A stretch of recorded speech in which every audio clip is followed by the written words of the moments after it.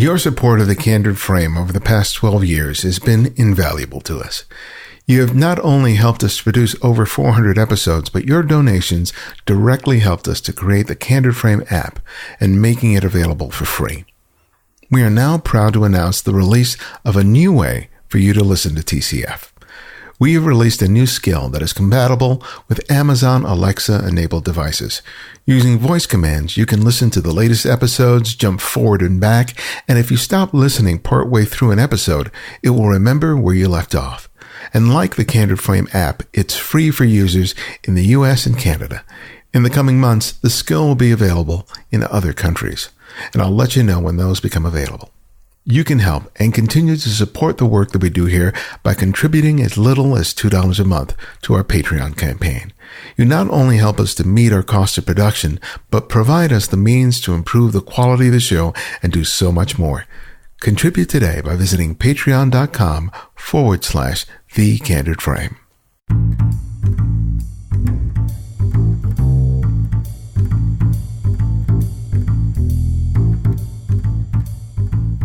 This is Ibadian X, and this is The Candid Frame. Gather a group of photographers together, and often the conversation revolves around gear. And sure, equipment plays an important role in what we do. And I love finding out about the latest technology as much as the next guy. But it's the conversations that revolve around process, about how people do what they do, that often provides me the greatest insight. Learning how another photographer thinks, sees, and shoots can give me a perspective on my own approach, especially if I and the other photographer share a particular genre of photography. I've known Nancy Lehrer for several years now, and I've had the pleasure to see her evolution as a photographer. It's something that I appreciated all the more when I had the opportunity to read her new book, Life Happens in Color, a Street Photography Manifesto. I came away from reading the book feeling that I not only had a clearer perspective on how I do things, but some options of how I might approach things a little differently the next time I go out to photograph. I really enjoyed the conversation that you are about to hear, not only for what I learned about Nancy, but also what I learned about myself. All right. Well, Nancy, welcome to The Candid Frame. It's a pleasure to have you again. And it's a pleasure to be on again. Thank you for sending me a copy of your book. Having written several myself, I know it's quite the daunting task. But kudos for not only thinking of the idea, but actually seeing it to completion. There's something to be said for just being able to finish something like this. So kudos. Thank you. The title's very interesting. It's like Life Happens in Color. And I like the way that your subhead is a street photography manifesto. Like you're making a big declaration and sort of putting your stake in the ground and just saying, this is it. Tell me about the title and why you wanted to express that as a strong theme that pervades the book.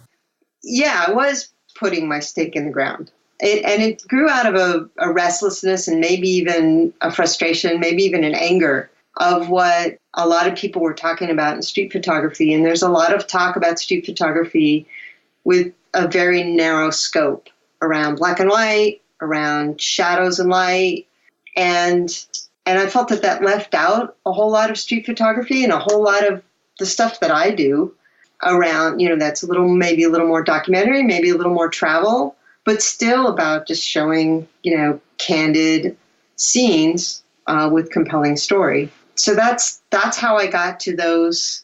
It started out a street photography manifesto because it was stake in the ground. And then, with a little bit of editorial advice from friends and others, I ended up with Life Happens in Color, because that's the other thing that, my photography from several years now, that I've always been very attracted to color and color scenes. And when people say, have you tried that in black and white? I said, no, life happens in color. Well, I think one of the things is that it's so much more difficult to produce really effective street photographs in color, because I think the major problem is that people are not considering color when they're making their compositions. They're looking at the moment that's playing out in front of them, but they're not necessarily paying attention to, the colors that are within the composition or how colors play off of each other. And I think it's probably one of the harder things to do. And it's just easier to strip away the color and just deal with it as a black and white.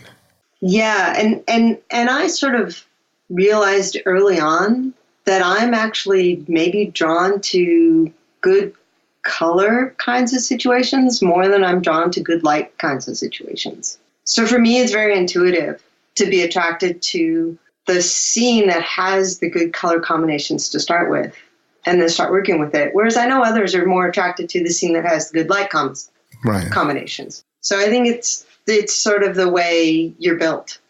Well, tell me about developing that eye, because one of the challenges about using color is the fact that color itself can become the subject. And then when you're doing more documentary, more street work, it's often much more than just the singularity of color in the composition. You're thinking about how the moment is playing out. You're thinking about line and shape. You're thinking about the interaction between people or an individual within the environment. Tell me about the development of your eye to be able to use color as a tool rather than just a subject unto itself. Sure. I'm a big proponent of the compose and wait sort of school of street photography, where I'll see a scene and say, something's going to play out here. Or maybe I'll see an interesting subject, but then follow them into a place where I know something good can play out. So I think when I first find the initial scene and do my initial sort of framing, I'm thinking about the color combinations just to start with. More, like I say, maybe more than the lighting situations. And then you don't know what's going to play out within that scene, and it might be some jarring sort of color thing happening, or it might not be. And that's just, maybe that is an extra layer of difficulty I add to it. But color adds so much emotional dimension that I just can't see leaving it out. And I'm also not comfortable with the fact that just thinking, I'll take this and then I'll convert it to black and white later. It's, I need to see it and have it play out in front of me. So I gravitate towards the scenes that work in color, and then I work those scenes. But how do you avoid the trap of color being such a focus that, the rest of the image doesn't follow suit? Because I see a lot of pictures where I see what drew someone to make the photograph. They had some really strong, saturated or vibrant color. Mm-hmm. But the rest of the image there's no there. It just sort of falls apart after that. So how do you balance it out with what you're gravitating to and then ensuring that you build the shot with all the other elements that really are necessary for a good photograph? So the terse answer is, you just have to do that, right? But the not so terse answer is, so that's sort of there's two things that I think about directly, and these are like the first 2 points of my manifesto, is the story and that the composition and the color has to all work together. And I think that's probably the hardest thing, whether it's in black and white or color. The hardest thing is how do you evaluate that you're actually telling an interesting story versus, a banal everyday scene. And I think that's really difficult to do. So I do always think about those two things, and then framing and composition and everything else that goes inside it, and moment and stuff like that. But I always have to think about those two things. And sometimes you walk away with images that are just about color or just about a gesture, and they just don't end up past the cutting room floor, as it were. But you have to take those in order to get the ones that do pull it all together. But it's really important. Yeah, let's talk about one image specifically. There's an image in your book that I just am so in love with, which is of the taxi driver that's in the car, and the neon sign is reflected off of the window of the car. I love that photograph. I could just stare at it forever. It's so wonderful. But I think that really speaks to the whole idea of what you're just speaking about. And I'm going to use this image for the picture of for the blog post for this episode. So people who are listening to this, if you just go to the Candid Frame, you'll see the image there. But in line with what we're talking about, tell me about this image, what you responded to initially, and how you sort of built the shot, and what you felt the story was for this particular photograph. So I always go back to where I was and what I was doing when I took the image, and that helps sort of recreate the story that was going on in my head and the thinking that was going on in my head. So I'd spent the entire day on this mountainside shrine in northern Japan in this town called Yamadera, which means mountaintop or mountainside shrine or something, right? It's very literal translation. And I was tired, and we'd come back down into the valley. So this is all like the shrine, you're exploring the shrine up and down the mountain, and you come back down into the valley, and it was getting dark, and I saw this taxi. There's a line of taxis. So we were going back to the train station to take the local train back to the nearest town where we were staying. So I saw this line of taxis, 2 or 3 taxis lined up underneath the train station. I said, isn't that interesting how the reflection of the awning is playing against the windshield of the taxi? And there's a culture, and I'm always looking for how do I capture the culture of a place, and what's the place telling me? And so there's this culture of Japan taxi drivers where they're always dressed in suits and pretty formal, and even when you get in, they put on their gloves. And so there's this taxi driver being illuminated by the light, and that sign actually says for hire, I think. And so I took several shots in several different ways, till I got. So I was attracted by the story first. The color was good because you have the red and the brown. So the color was good. So I could stay there. And then it was just working the scene and then, getting the gesture of him sort of the bored taxi driver waiting for his fare, but still sort of dressed way more formally than we would think of taxi drivers in the United States, for example. And, just working it to get this framing. It's really interesting hearing you explain that, because color is a consideration for me. But if I were to break it down, it's like the third consideration for me. Like you said before, it's like first I'm looking for light and shadow, right, and then I look for line and shape, then color. And that's just the way I sort of have broken it down in my head. But it's really interesting how you're prioritizing story, because for me it's also a consideration, but I'm always trying to discern the effectiveness of the shot graphically, and then once I've processed that, then I can figure out about, okay, what's the story, where is the gesture, where is the telling flourish that will help to complete the shot. So are you almost immediately after you've found yourself being drawn to color, immediately jumping into what's the story here? Is that the question you pose yourself? Okay. Yeah, I am. Mm-hmm. So you had Michael David Murphy on not too long ago, and he used to do these things, these one paragraphs called Unphotographable. Have you read any of those? No, I don't think so. I'm sure he did these 10 years ago, maybe longer.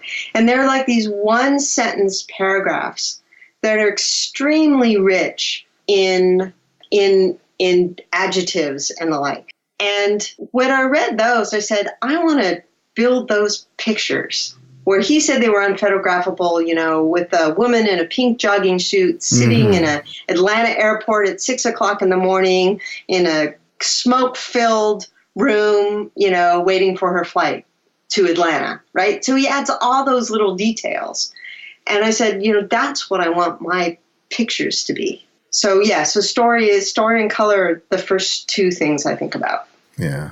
And that's a perfect segue for one of the chapters that you talk about, where you talk about adjectives, about composition being additive. Why don't you tell us a little bit about that whole concept? Well, sure. So a lot of people think about composition as being reductive, and you'll find hundreds of references to this. If you look up how to make a good image, keep removing things from the frame until you have your single subject. And again, when you think about story, that doesn't make for a very interesting story. So I always think about the composition as being additive, and I think Joel Meyerowitz talked about it as well in your last podcast that I listened to. And so I'm always looking for, well, there's the subject and there's the gesture and interaction he may or may not make, but what else tells the story all around this? So we recognize it really strongly in literature. You think about the first paragraph of Tale of Two Cities, or, really colorful haikus. My favorite haiku is this Busan haiku, and it goes, "They swallow clouds and spit out blossoms, the Yoshino Mountains." Very simple, very elegant, but hugely deep in story. I mean, if I could build that image, I would build that image. And it's more than just a beautiful landscape of trees in bloom. There's got to be something that tells you about sort of the interaction of the weather with the trees and the light and everything if you're a landscape photographer. So that's what I think about in terms of adjectives. It's like you have to add more stuff in order to complete this story, but it can't be distracting stuff. It's got to work. Yeah, and there has to be a level of precision that, much like the haiku, where the poet is really trying to be very selective but considerate of each and every word in relationship to each other within the poem, so is the photographer, who is having to consider all the elements that he or she is choosing to introduce in the frame. And I think that's one of the sort of the difficulties that comes in play when you want to look through the camera in this way, because I talk about ownership of the frame. Yeah. Whenever I teach constantly about how you have to be considering not only the subject, but the elements in the foreground and the background, even the small, peeling of paint on a wall, or, the hole in someone's jacket. All of those things are basically words in a poem. Mm-hmm. And what do you include and what do you exclude? But don't exclude so much so that you just have like a single street portrait, unless that's what you're trying to do, right? Give them the whole context. It's almost like environmental portraiture all the time. Well, my path to getting to that was I subtracted stuff for a long time, to the point I was doing abstracts just to basically just get rid of stuff. And then slowly, after I felt like I had nailed that, I started going, oh, how much more can I include, right? And It's like backing up, including more stuff in the frame, to the point where I'm like going, how much can I throw into this frame before it falls apart? And that's right. And so was that the same experience for you? Yeah. In fact, I remember when I first started doing more street photography, I had to essentially wean myself back in focal lengths. So I started with like 70 millimeters, and then I moved to 50 millimeter for a while, and then finally to a 35 millimeter. But I couldn't just like all of a sudden put on a 35 millimeter lens and go out and make anything that held together. I really did have to sort of wean myself back that same way. So I think you're right. I think you have to build up to it, and you have to realize why you're doing it. And all these things have to work together. Yeah. Just recently I realized I've been liking the perspective that I get through my phone, which is about 28 millimeters. Mm-hmm. And it's like I have to start shooting with the 28. I mean, I've done so much with the 35, but I just like the dynamic of the 28, and the fact that it challenges me to do just what we're talking about. It's like, okay, now there's so much more in the frame. How can I make it work? And I'm excited by the challenge of that, rather than just falling in the trap of like, well, this is just the way I work. 35 is just my lens, right? Right. Talk about those moments when you feel like, God, I could keep doing this, but something is pushing me to take a risk, to risk failure, which is certainly what you do anytime you change things up in that way. Tell me about that process. Was it difficult for you to be able to do that? Yeah, it's always difficult going out to shoot. Just the famous phrase, street photography, 99% imperfection.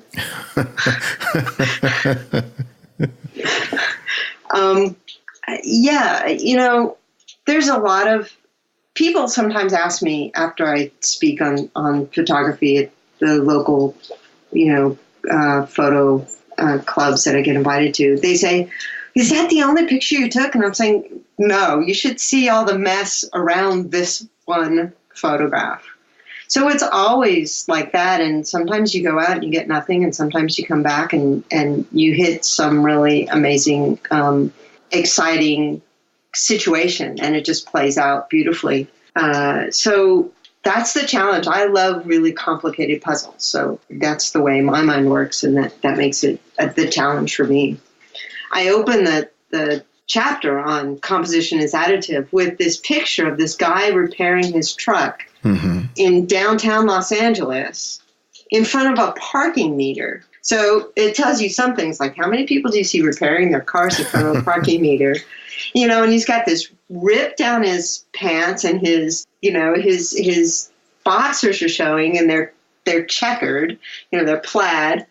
And he's got this can under the truck, and it's all those little components together that makes it more than just, a guy's repairing his truck with tattoos and ripped pants. It's like, and he's on a downtown street somewhere, and, there's a guy looking on, and what's going on here, right? So it makes you ask more questions about how did this guy end up on the street repairing his truck? So that's what I look for. And just how much can you put in until it just falls apart? And sometimes they fall apart and sometimes they don't.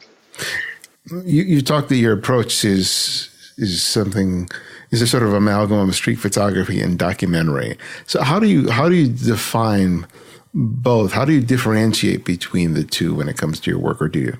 I try not to. I think a lot of my mentors have been more documentary photographers, Nat Geo kinds of photographers. But I know people who say, no, street photography, you have to go out with the completely no intentions of conveying any sort of message. And it's just about the pattern and gesture you see in daily life. But I feel more compelled to say something about society.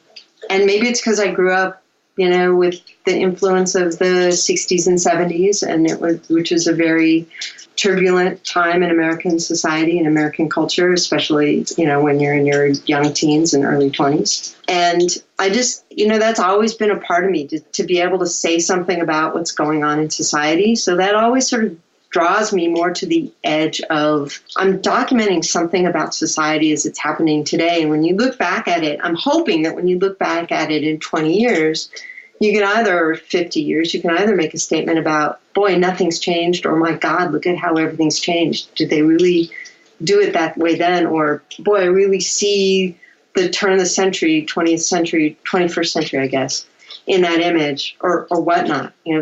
So that's just part of me. So when you take a look at your work, what sort of themes, ideas, or motifs do you see coming up over and over again along the lines of what you just spoke of? Well, I'm always trying to capture the culture I feel when I'm at the place. So I do a lot of work in LA, but I've also been doing at least one foreign travel trip a year. And when I go to those different places, I want to capture what I feel is different about that culture. So if it's in Japan, there's a very much of a formalism in Japan. And so I'm always trying to capture that. If it's in Los Angeles, there's very much of this sort of, downtown LA, it's got this real dichotomy of what it's doing for bringing in visitors and bringing in commerce, and the local people, the local residents of the area, and they're quite different. And then there's a ton of history in Los Angeles around the hotels that were there and how they've changed. And now they're, sort of people who are making their way out of Skid Row instead of addressing sort of the local salesmen that would visit LA to sell their wares in the 30s and 40s when they were built. Mm-hmm. So I'm always trying to think about what's the culture, what's the story, what's the sort of historic story or the societal story that this place is representing, in what I'm trying to capture. And it's some of it's in what I end up editing out or editing in to what I show, and some of it is what I look for when I'm actually photographing. But a single gesture doesn't do it for me anymore. It's too simple?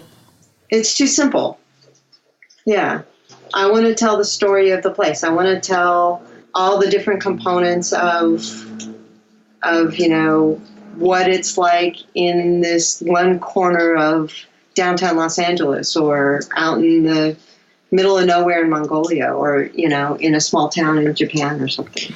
Do you find that this provides you a certain consistency in terms of how you see that, regardless of where you are in the world, whether you're, in Santiago, LA in downtown, or you're in Italy, that there's that you're seeing with a certain level of consistency? Because I ask that because sometimes when, one travels to an exotic country, a place is very different, there's a shift that can happen as a result of all this new stimuli that can change the way that you're seeing and that you're shooting. Do you find that that's not an issue for you? I do find that there's much more consistency as I began to shift my thinking towards what's the culture and how do I capture the culture? Absolutely. Because I'm not just there to capture what's different. So when I was on a trip to Japan, and we were in Tokyo, which was the first place we landed, and then we went sort of into the outskirts. And I looked up, and, the first place you sort of visit is some local shopping mall area. And I looked up and I said to somebody I was with, it's really hard to actually differentiate one place from another place these days because you see a lot of the same thing.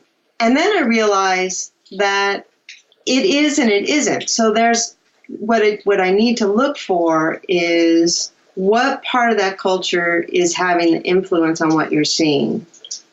So in Japan, there's this very much a sense of politeness and formalism. And you even see that in the middle of a shopping mall. There's also this amazing food culture that you see in their shopping malls. So we might have like a food court in a shopping mall in the United States, but in Japan, they have entire floors of food malls. And it's like, okay, so this is a food mall, and you can imagine doing like food malls throughout the world because they all have them, but they're all very different, but they all have some consistency to them. So I think about, what are the consistencies and then what are the differences, and I try and capture a little bit of both in each one of those pictures.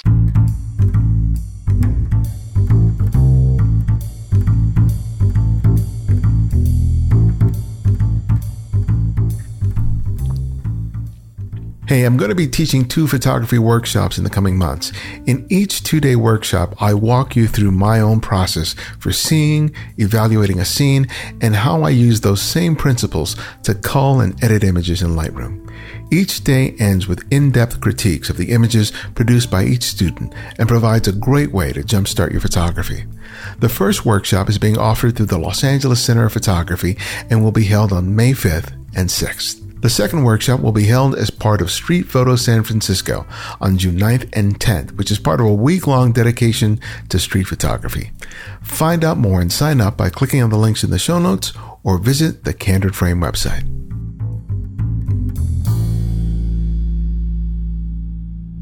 Your book has photographs that are, straight street photographs, and then there are others that are more documentary, in which you're actually engaged to some extent with the people that you're photographing, and sometimes you're actually in their homes while you're photographing them. And how does that level of intimacy affect how you see, but more importantly, how you shoot? Yeah. So when I'm so I think a lot of that, one of the ones you're talking about is, I was in Mongolia recently, and I went to Mongolia because I said, this place is going to be different. And it was very different. So we would go and we would visit different people's homes. And when we went in, there was a lot of time spent doing formal portraits and talking to them and, can you move into the light? Can you move out of the light and stuff? But I was always in the back of my mind, I had made this rule for myself almost from the moment I landed. I was going to take candid shots, even when we were in their houses. I was going to take the in-between shots. And this is what I do with my family, too, by the way. I was going to take the in-between shots. So I still approach it as if I hadn't been there and they hadn't been just posing for me. And I wait for the family to break up, or I wait for them to stop paying attention to us and do something else, and try and get those interactions between them that are a little more authentic to their just natural life. Well, on that point, if you don't mind talking about it, a chick a little while back, your husband had a health crisis, Yeah. Which was real challenging for the both of you. And I know that you did photograph some aspects of that. Tell me about photographing that with, the sort of the sensibility that we've been talking about, but with something with such close proximity emotionally. Yeah, so he was sick and he had this disease called Guillain-Barré syndrome, which causes the connection between your brain and the nerves. Well, it actually causes a disintegration of your nerves. So after about the first 2 weeks, he was paralyzed. And this is a very vibrant, healthy, vivacious person. And I didn't do any photography for the first 2 weeks. I was just too freaked out. We were trying to figure out what was wrong. It took a long time to get to a diagnosis. But then once we got to a diagnosis and we started treatment, I started doing photographs. And since I was with him every day, most of the photographs could be taken at the in-between moments. They weren't like, okay, let's take our selfie today. Mm-hmm. It was to try and capture, how difficult was physical therapy that day? What was the new achievement of the day? So, like the first time he stood up, even though it was only for maybe 5 seconds, look, you're moving your legs better. You're holding a spoon and you're feeding yourself. And it was sort of a progression of milestones and just being around him every day and just taking the photography. I think you learn. I also did a project with my parents over the course of a 4-day weekend where I was with them about 6 hours every day, or maybe longer, about 3 or 4 hours in the morning and 3 or 4 hours at night. And after about the first 2 hours where they said, stop taking pictures already, they just forgot about me. And it became these interspersed moments of talking and just being with them as a person. And then you get tired of that, even when you're with people, you're married to. You're not always talking. You're sometimes just sitting on the couch together, but alone. And in those moments, I would start to photograph again. And I think I approach both my intimate personal projects the same way I approach when I'm out on the street, even though I don't know these people at all. And I try and do that. It's one style. It's one way of thinking about the moment and the context. Now, sometimes I'll probably make up a lot of stories about the people I see on the street. Mm-hmm. Whereas if it's personal, I know exactly what's going on. But I use the same techniques both ways. And that's how I got all these candid photos, even though we were in the person's home and we had just been talking to them and they were talking to us and showing off the way they live and the way they work and what they did and what they were proud of. When that sort of conversation is over, you're free sort of to let the situation play out as if you're strangers, but you're not. I just finished reading an interesting book by Larry Fink. About composition and improvisation. And one of the questions that he asked his students, which I thought was really interesting, he would look at a photograph of a person that the person had made an image of, and he would ask them, "Do you like this person?" And he was posing the question of what do you feel about the person or the moment that you're photographing? Because he felt like that feeling was so integral into his work that he was really pushing people to really think beyond the sort of emotional distance that a photograph can sometimes have, and really challenging people to think about, well, how do you feel about what you're seeing, about who you're seeing? Do you like them? Do you dislike them? Because all of those things inevitably infuse the photograph. And I want to ask you, in terms of your experience photographing your parents and photographing your husband and how you felt about them, did that influence at all how you experience and photograph people who were either strangers or who you didn't really know very well, but who you were spending time with and photographing? That's interesting. I think I always approach photographing people with the perspective of, I like them. I don't try and show, if there's something that's like, oh, look at how angry they are. I guess I'm not typically drawn to that. But so my street photography certainly has infused my personal projects, but my personal, like really personal projects, but it has my personal projects infused how I think about my street photography. I don't know. It's a good question. I was thinking about Larry Fink and his book, Social Graces, where he does exactly, this thing we're talking about, where so the book has two sets of photographs that get interspersed in sets. One of a family in the South somewhere, and one of sort of high society in New York. And in both cases, it's repeatable visits over sometimes years, I think, with the same people. He clearly knows the family. They're clearly with him, but they're taken as if they're total candidates. Right. And on both sides. And I think that's the style I'm thinking about. But I don't know how the two things infuse each other. And something that I'll think about as I go to Italy and try and photograph the culture of Venice. Yeah, because I've been thinking a lot about my own work and where I'm trying to go to, and it's really interesting to see how sometimes my evolution and how I'm changing is not something that I can verbalize at any given point. I just know how it feels, and that's all I have to go to. If someone asked me to sort of explain myself, I would be at a loss, especially if I'm in the midst of it. It's one thing to look back at the work and then go, okay, this is what was happening here. But like when you're in the midst of it, it's really hard to be able to discern and be able to explain to someone when you're in the midst of transforming yourself in that way.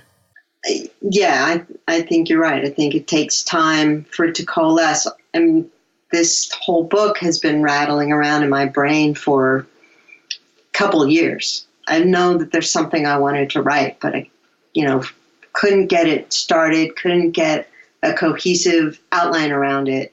And I think I got somewhere where I said, okay, this is how I'm thinking now. I don't know how I'll be thinking in a year or 2 years from now about photography. It is a journey. What did you learn about yourself as a result of writing the book? What surprised you?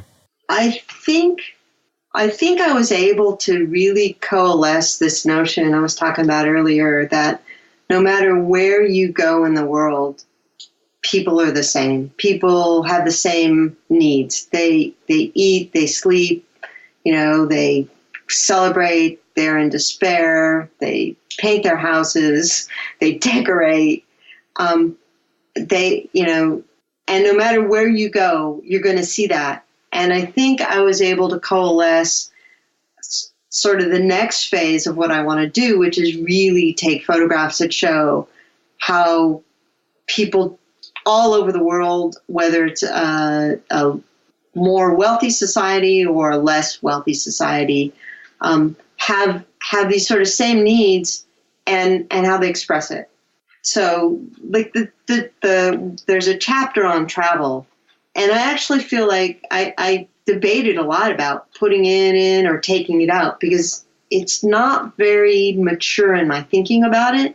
But I know there's something about what I wanted to show about these scenes in all these different places and how there's something relatable to it in your own life, in your own town, even though all these scenes very much can be identified with the town they're actually in. Yeah.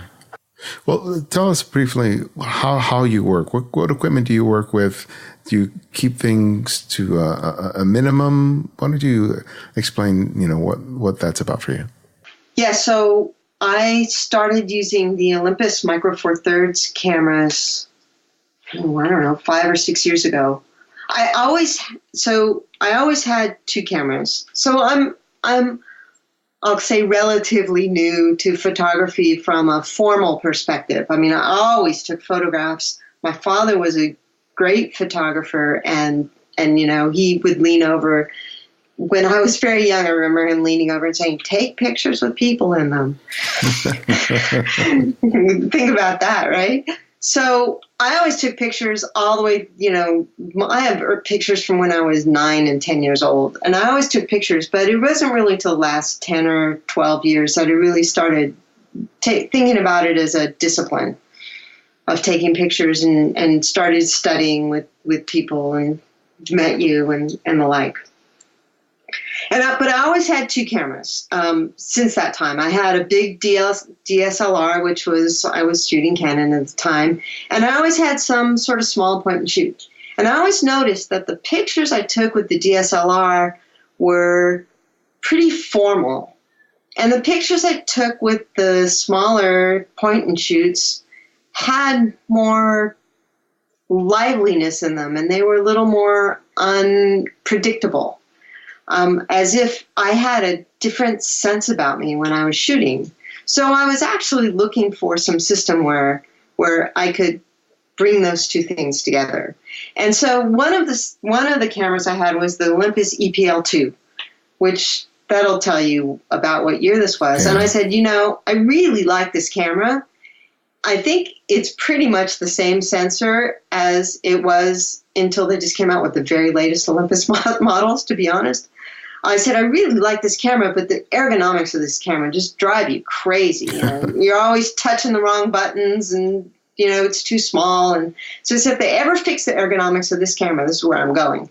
And when they came out with the EM5, that's when I said, I took it and I said, I'm going to shoot with this for 6 months solely. And if I like it, I'm going to sell all my other gear. And I liked it. So I moved to the Olympus right then. And at that time, there were some zooms, but they weren't very high quality. They were kit level zooms. So I was really sort of focused into, I'm going to use this Olympus, micro four thirds camera. I'm going to use fixed focus length, fixed focal length lenses.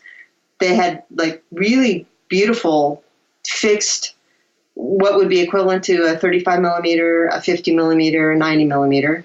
And that's what I had. And that's what I sort of spent maybe a year and a half shooting with. And that changed a lot about how I saw the world, how I was able to sort of see a scene I wanted to capture and get to the right point to capture it and the like. And I've just sort of stuck with the Olympus system as they've continued to improve and add more features, and now you can almost do sport shooting with them if you want to.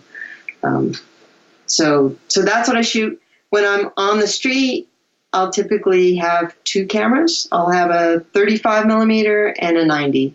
So I can do sort of what now looks like my standard sort of framing. Mm-hmm. And then if I want to do some sort of street portrait, or if I want to do, or if it's just somewhere where I can't really reach into it, I'll do that.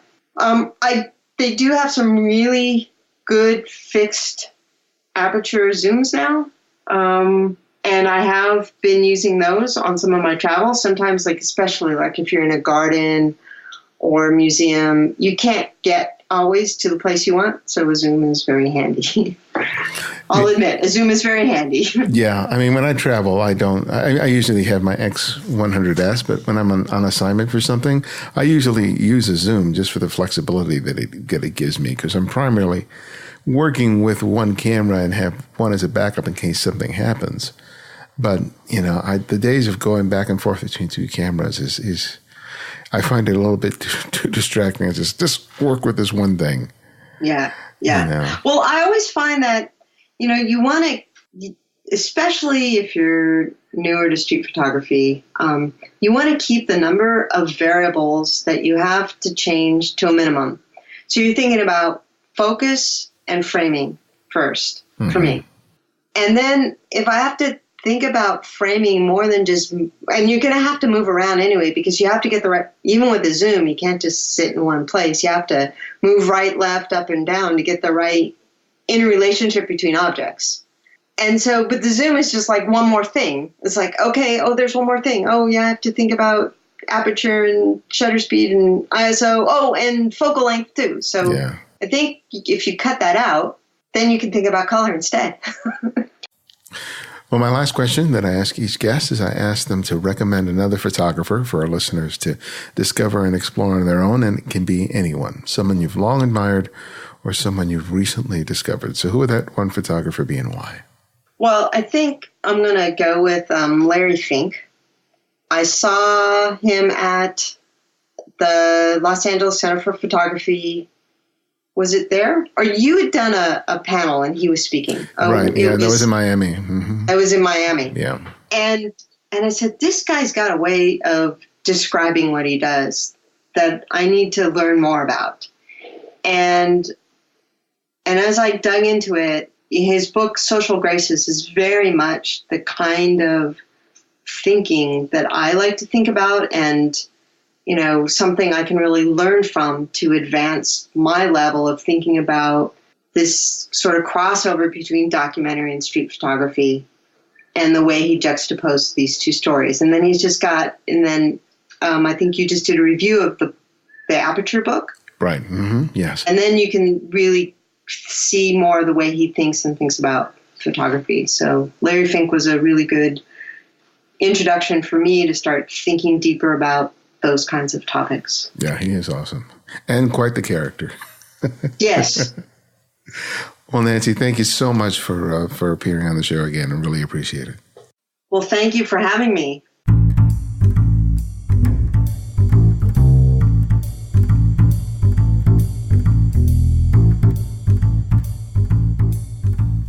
Thanks to Nancy for sharing her time and story. You can find out more about her and her work by visiting inancyimages.com.